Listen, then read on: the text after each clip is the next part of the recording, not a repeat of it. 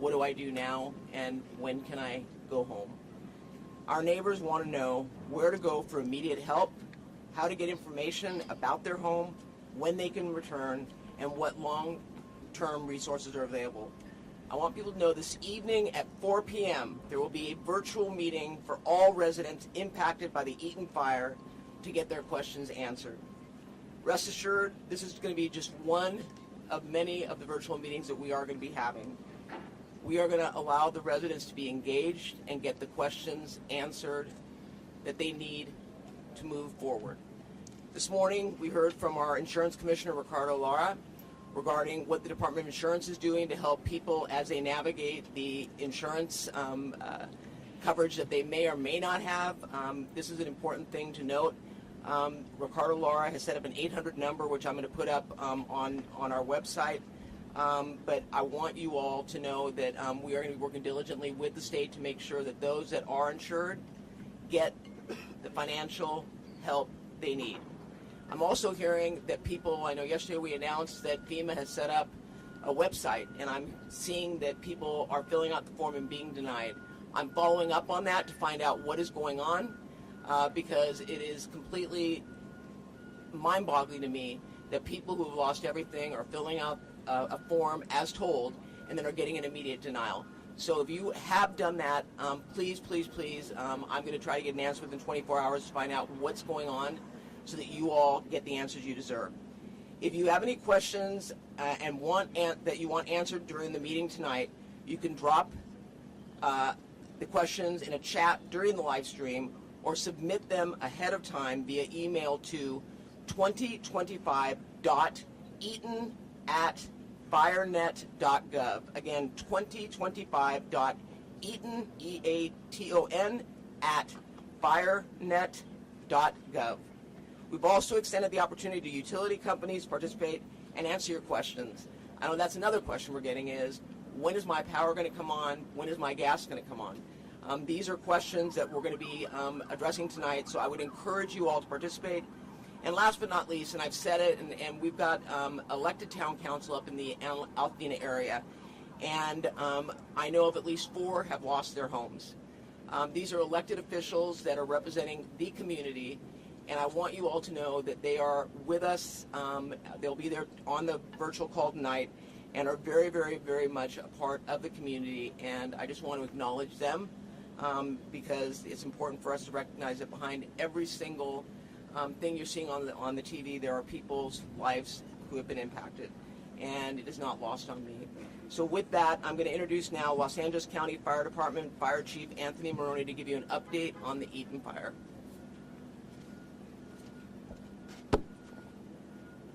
So good afternoon. Thank you, Supervisor Barger.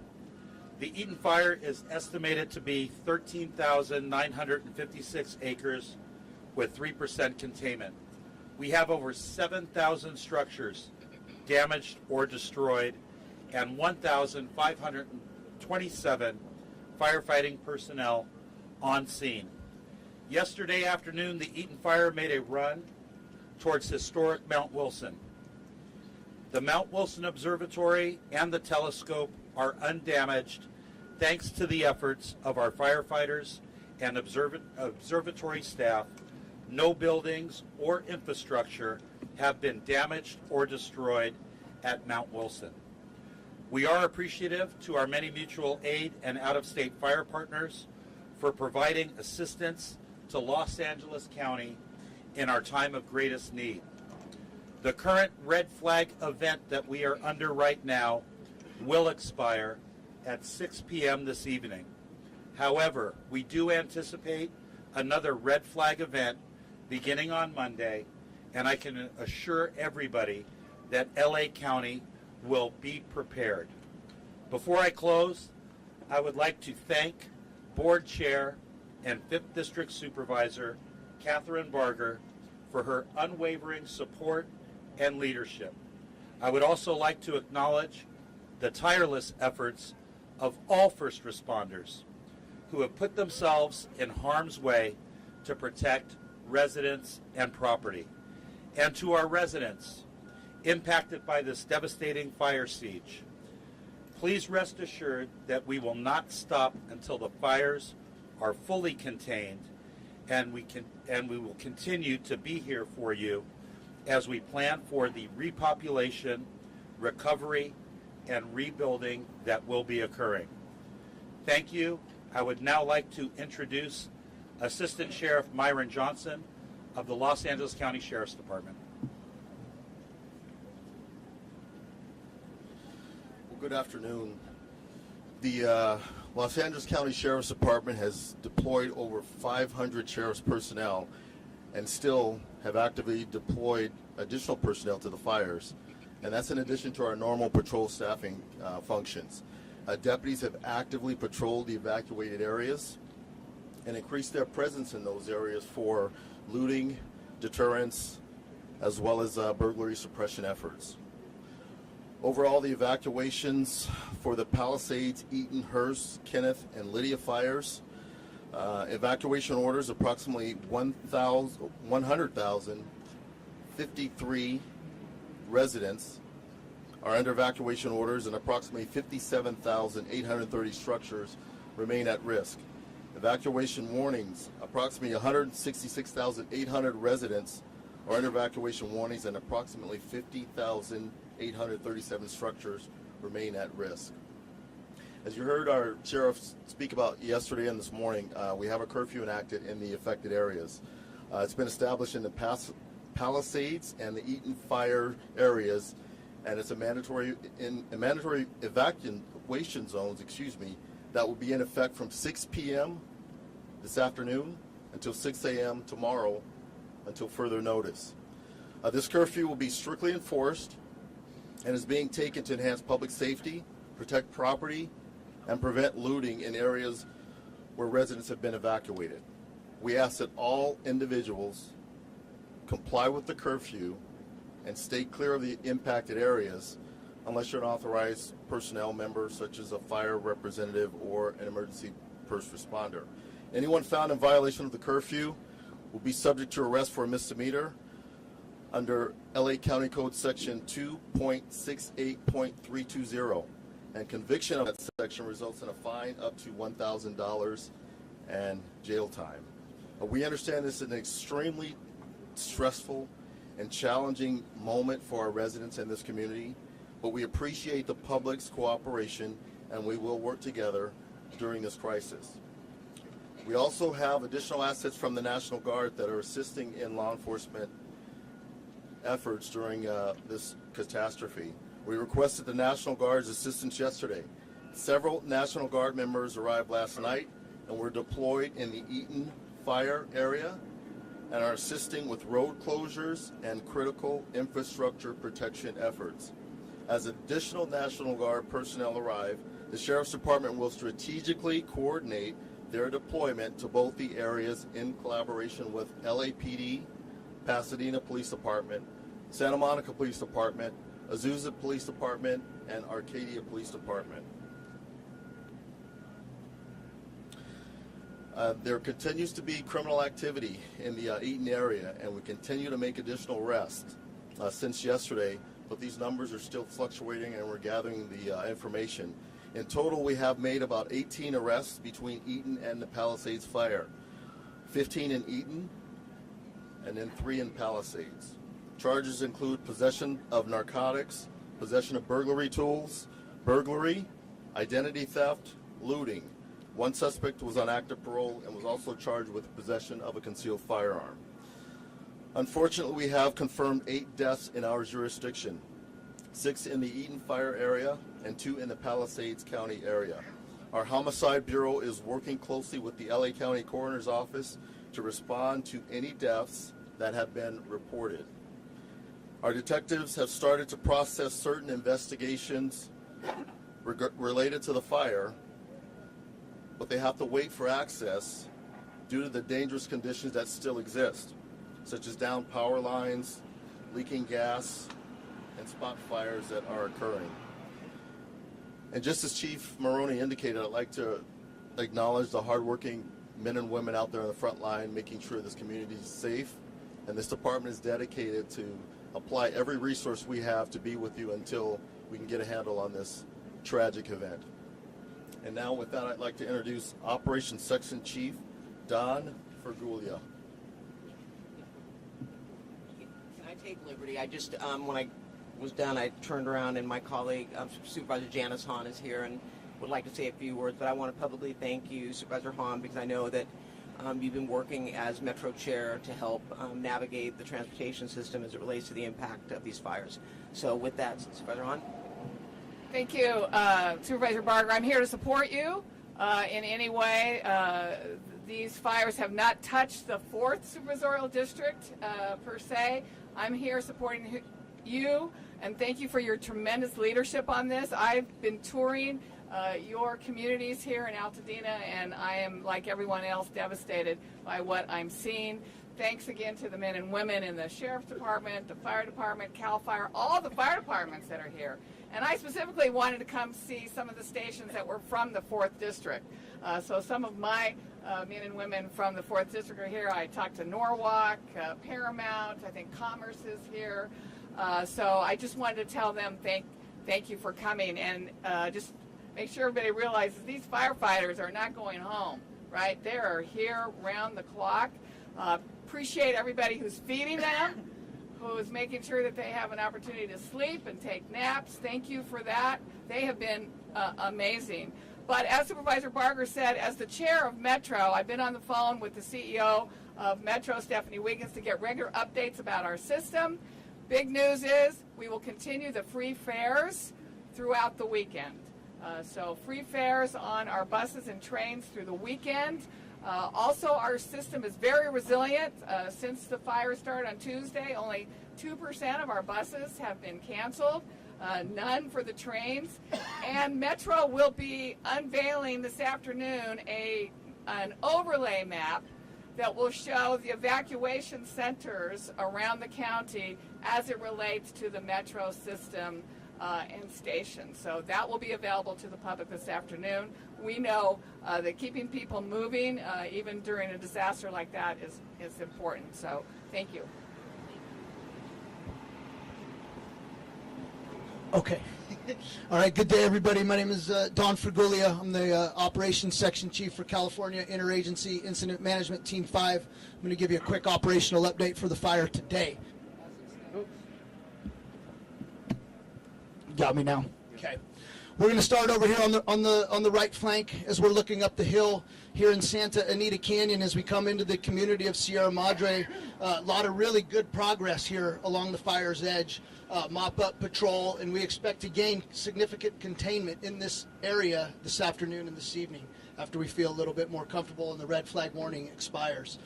We realize that there's a lot of work in here, and it's going to take many, many days for us to get through all the damage that has occurred here in the front country. So we ask for patience, and we know that that's not very easy, but that is what we're asking for at this time. As we move across the fire down here along the 210 corridor into Altadena area, again, this area still has a ton of activity going on in it, not just fire suppression, but also damage assessment, things of that nature. We're really diligent about what we're doing in there, and we want to continue those efforts as the days progress. As we come up here into the general area of the Jet Propulsion Laboratory, we're looking really good through all of this red on the map you see here. Boots on the ground are engaged. We're mopping up. We're using rotor wing. We're using aircraft in this area to hold this corner. We know this corner is critical for us, so we're making good progress here. As we move into the forest, into the general area, Mount Wilson was already mentioned. We did have to defensive fire around that last night, and everything's looking really, really good up there. We're not out of the woods yet. We still have more work to do up there, and we're ready to receive it, though, should that become necessary.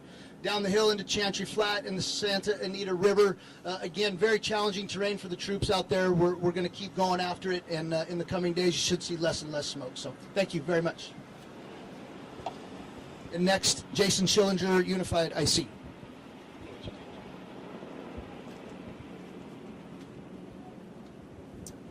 Good afternoon. Thank you for joining us today. Like my Operations Section Chief mentioned, my name is Jason Schillinger, one of the Unified Incident Commanders. And to my side over here, I have several of my other Unified Incident Commanders with me today. First and foremost, I want to extend my deepest sympathy to the families and individuals affected by this devastating event. We recognize the fear and uncertainty certainly you may be feeling, and our hearts are with you during this challenging time. Our top priority remains the safety and well-being of all residents and emergency personnel involved. We are also grateful for the support of all agencies who sent resources to our aid. Mutual aid agreements and cooperations with surrounding areas have been essential in containing the fire and protecting more lives and property. Firefighters are working around the clock in difficult conditions to ensure that this fire is contained and that no further lives and property are put in danger. We are confident that we are making significant progress, but it's important to remain on guard and follow safety advisories. I want to remind everyone that the safety of our community and first responder is our highest priority. At this time, evacuation orders remain in place in many areas, and we urge all residents to follow the directives immediately. Our Unified Incident Command Team has been in constant contact with state and local agencies to ensure that we have the resources needed to deal with this fire. We have 2 incident management teams assigned here. One team is focusing on suppression, and one team is focusing on recovery, but both of our teams are focusing on one common goal. While we are not out of the woods yet, I'm confident in our ability to continue working together and to get through this crisis. The fire will be contained, and we will rebuild stronger than before. In the coming days, we will be providing additional updates as the situation evolves. It is also important to note that investigations into the cause of this fire is ongoing, and we will share the information as soon as it becomes available. We are committed to transparency and ensuring that all factors are thoroughly examined. I ask for you continued cooperation and patience. Please remain alert to updates from local authorities, and if you have not already done so, follow all the evacuation orders and advisories. We will continue to work relentlessly to ensure that the situation is resolved and quickly as possible. Thank you for your time. And before we open it up to questions, I want to acknowledge State Senator Sasha Renee Perez, who's been to each and every one of these press briefings. Thank you for being such an incredible representative, as well as Assembly Member John Harabadian. Thank you as well. And also our city representative from the city of La Cañada Flint Ridge, Michael Davitt. Thank you for being here. And then we've got U.S. Fire Administration, Dr. Merrill, right back here. Thank you as well as U.S. Forest Service Chief Garcia. Thank you.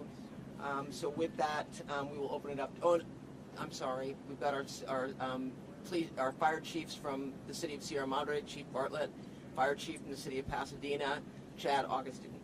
So now with that, we'll open it up for questions, correct? Okay.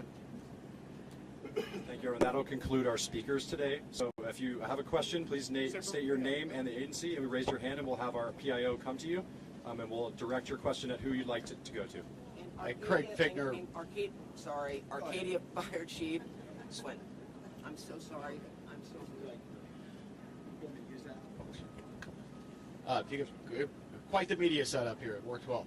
Supervisor, I wanted to ask you, there were a lot of people who wanted to get past the National Guardsmen, people, the troops, to get property, to get clothes, medicine, and they had proper ID. They didn't seem to be troublemakers, and they were really bothered by that. I understand there's been a change in the instructions, so long as it's not during those curfew hours of, 6 p to 6 a.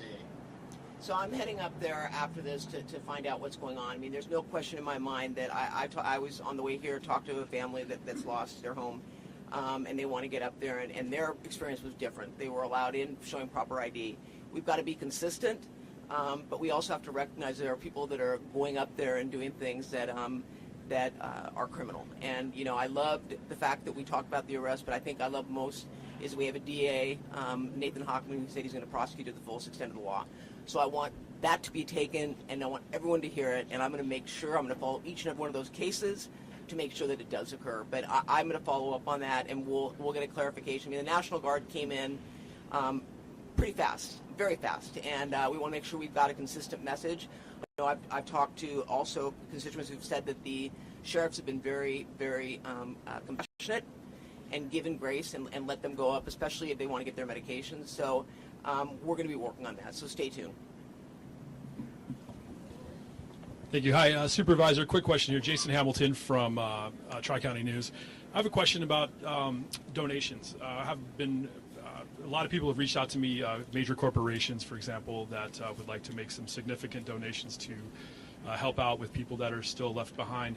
I've suggested things like chainsaws, rakes, gloves, respirators, masks, things like that. 2 points.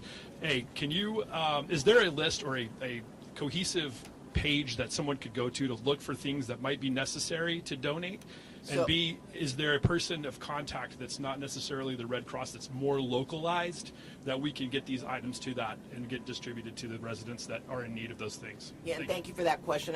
Yesterday when I was coming over here, Homeboys dropped off a huge order that they wanted to get up into the community. So, I mean, it's across as horrible as this is, you see the best in people. You also see the worst, but you see the best. And you can visit LA Works, all one word, laworks.com/2025fires to get more information. I know that Flintridge Center, Octavia's Bookshelf are also accepting and distributing donations. So you can reach out, and Octavia's is an amazing bookstore, by the way. But you can go ahead and reach out to them as well. They're accepting donations, and they're going to distribute them into the community. Okay, thanks. Thank you. And we'll make sure through our Emergency Operations Center that the information is up there as well, because we are getting asked about that. And I would say this, and the DA touched on it this morning. You've got scams taking place. You've got GoFundMe that are not legitimate. Please go to a website, and if it doesn't pass the smell test or if it sounds too good to be true, run it by you call my office, for God's sakes. I'll flush it out for you. But please do not fall for these scams. And I'm sorry that I even have to say it, but especially the GoFundMe. I've talked to people that already have seen GoFundMe, and they take a picture off of Facebook and put it up there of a family, and they say, we're devastated, we lost everything. And then you see the donations start. And they start low, by the way, with the donation amount they want, and then they keep increasing it. Because when you start low and you hit it, you can keep increasing it. But if you don't hit it, you don't get the money. So be cognizant of the fact that there are scammers out there. And by the way, if you're caught, the DA is going to prosecute you to the fullest extent of the law. There have been a number of water distributions throughout Pasadena and Altadena. Can you talk about the status of the water in the local area? You mean in terms of boiling? Yes. Yeah. Yeah. What do you do? I'll break out question that with you because we don't have someone from the water here to talk about that, but we'll break out and we'll do an interview on the sidebar after that, if that's okay. Do we have any other questions? And my understanding is on Pasadena's website there is a map outlining where, if you live in a certain proximity area, that you have to boil your water. So they are on a boil water alert for certain parts of the areas impacted by the fires. But we'll get you more information on that.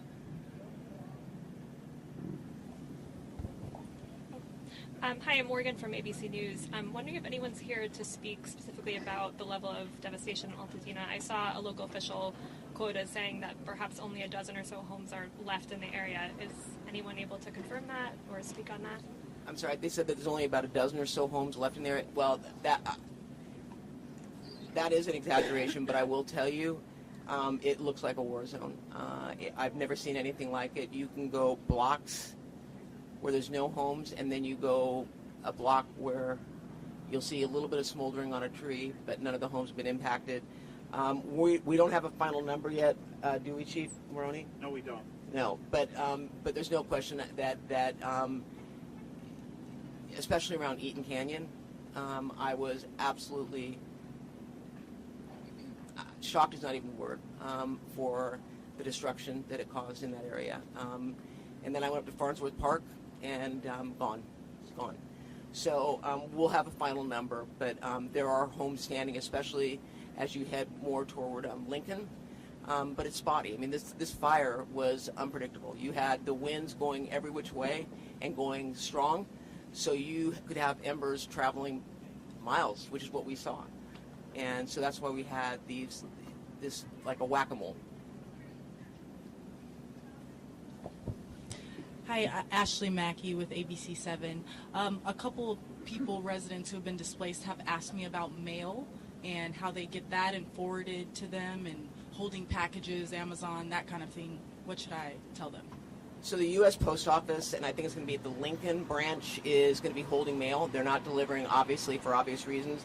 But those that have been impacted by the fire, they can reach out to the post office, and they are coordinating an effort to make sure that people get access to their mail. And then for those that who still have their homes but are not getting the mail delivered, they're going to be coordinating that as well. So that's going to be rolled out through the United States Postal Service, but they are on top of it. Thank you for that question.